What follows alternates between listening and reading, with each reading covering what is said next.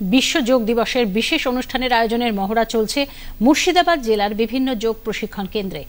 সুস্বাস্থ্যের ভারত গড়ে তুলতে অগ্রণী ভূমিকা পালন করছে তরুণ ছাত্র যুবকরা। উৎসাহে ঘাটতি নেই খুদেদের ভেতরেও। বহরমপুর শহর ও শহরতলির বিভিন্ন যোগ প্রশিক্ষণ কেন্দ্রে চলছে জোর প্রস্তুতি। শহরের মাঠ ময়দান, ভাগীরথীর পাড়ে প্রাক সকালে ও বিকেলের অবসরে বসছে যোগাসনের আসর। তাতে বয়স্ক থেকে শিশু সকলেই হচ্ছেন সামিল। বিপুল উৎসাহ তাদের চোখে মুখে। এমনই একটি যোগ শিবিরের প্রশিক্ষক হারাদন হালদার বলেন, যোগের প্রসারের জন্যই এই উদ্যোগ।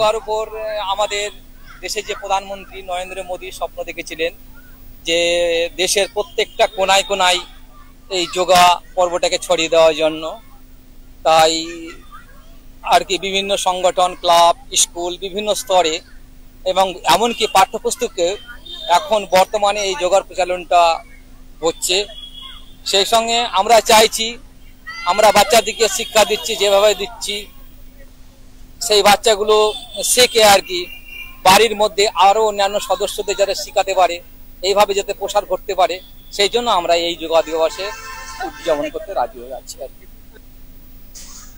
শিবিরে অংশগ্রহণকারীরা জানিয়েছেন, সুস্থ থাকতে যোগাভ্যাস অত্যন্ত জরুরি।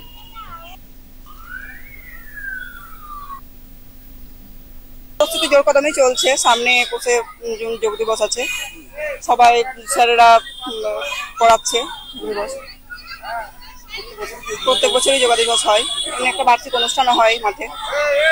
এমনি যোগা দিবস 21 জুন প্রত্যেক বছরই করা হয়, মায়েরা বাচ্চারা সবাই করে।